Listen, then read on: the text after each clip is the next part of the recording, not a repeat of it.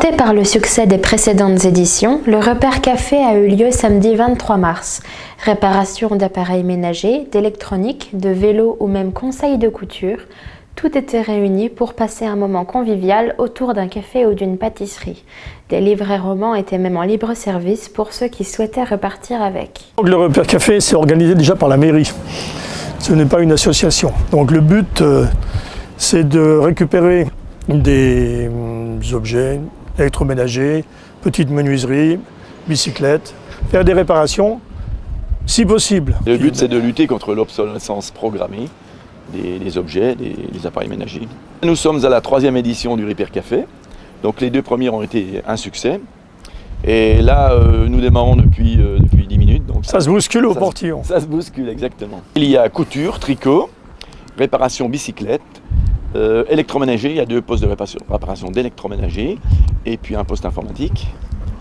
Nous avons de la menuiserie aussi. Et donc nous proposons aussi des gâteaux, des boissons, restauration.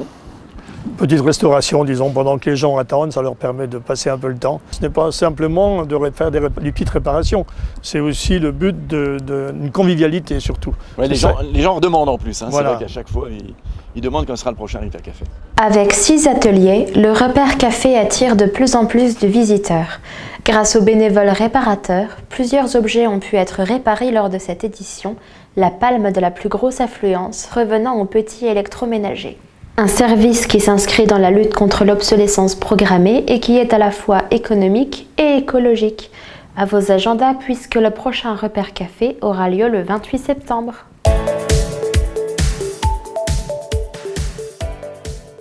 Organisé par la ville, le défilé de carnaval a eu lieu samedi 16 mars dans les rues de Thaon-les-Vosges.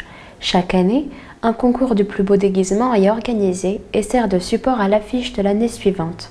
Cette année, c'est Enzo Muller, 8 ans, scolarisé à Goypré, qui a eu le plaisir de remporter le concours. Je voulais me déguiser et m'amuser avec mes frères et sœurs.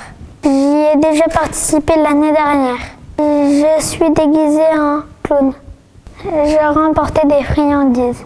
Le défilé de carnaval est l'une des premières manifestations de l'année pour la commune. Cette année encore, nous avons eu une centaine de participants, enfants et parents, déguisés pour ce moment festif. C'est un événement qui remporte énormément de succès.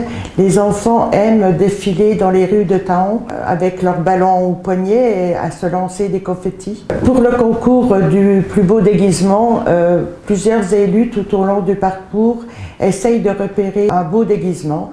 Et c'était au moment de la photo de groupe, à l'arrivée, que nous décidons du gagnant. Des déguisements de toutes les couleurs ont arpenté les rues, en passant par la fauconnière, la princesse, le clown, le pirate. Les enfants ont été cette année encore très créatifs et ont été récompensés par des beignets et du chocolat chaud qui les attendaient à la fin du défilé.